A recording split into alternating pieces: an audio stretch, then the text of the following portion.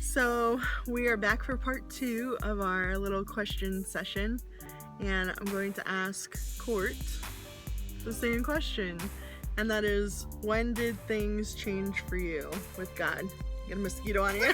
We're out in the wilderness here. So when did your relationship with God change? Like, when did you feel the change? I would say, I was raised going to church too when I was younger, so I always had that foundation.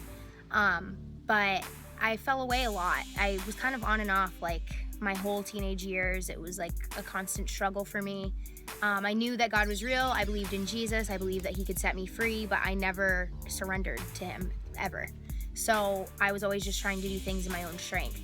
And I would say that a moment that I finally surrendered everything was probably when my life was just a mess. It was just a train wreck, and I had failed too many times. I kind of was living in a trial and error type of lifestyle, and it got to a point where it was just like, I'm sick of trying and failing on my own every time. Like, every time I'd slip back into sin, and I would just do things that I knew weren't right for me or weren't good for me.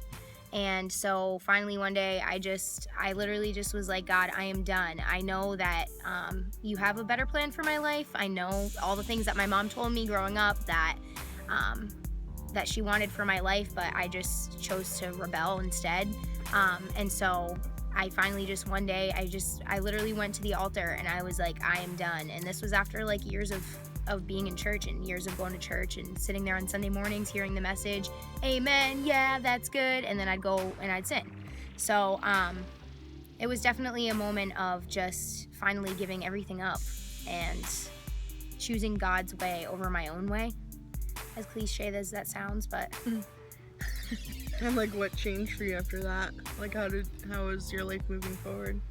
I guess my thing was, I would always put myself in situations where I was able to sin if I wanted to. Mm-hmm. So I would go to a party. That's honesty right there. It is. It was, I wouldn't make the conscious decision of, I'm going to sin tonight.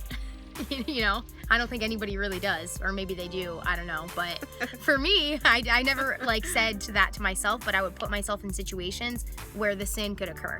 Right. So going to parties and, oh, I don't have to drink, but when you're around it, what do you think is going to happen? You're just going to go hang out. So no, you're not just going to go hang out. It just doesn't end up that way. And so I stopped putting myself in situations where I knew that the sin could occur. And by sin, I mean, drinking, smoking, just whatever goes along with that.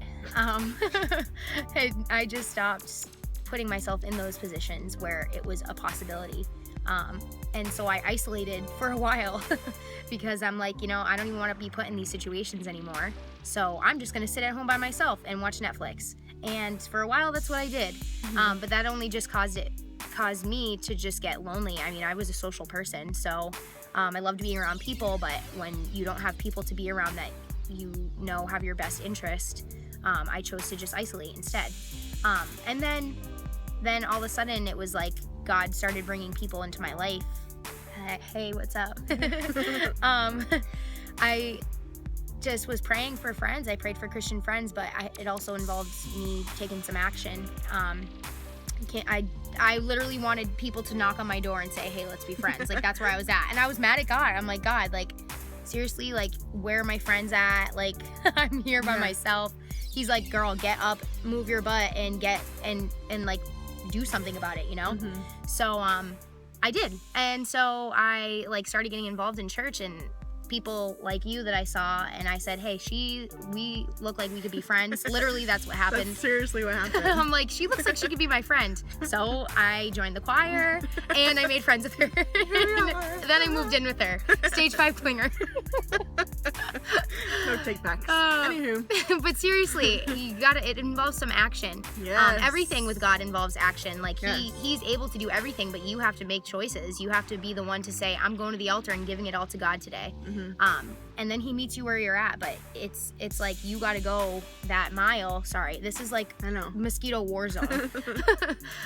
You have to take that step of actually going up to the altar and surrendering it to God. Like you have to make that choice, and you have to make the choice. Okay, I want Christian friends. Let me just sit back on my couch and do nothing about it. Like, no, you gotta do something. You gotta put some action behind your words. Not to totally cut into your story, but I would agree with that, where like you're going to church and you're like, God, like save me from this depression, save me from this and that.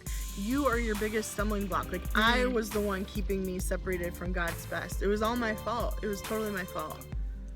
But if you could talk to a pre-party stage Courtney, what would you say?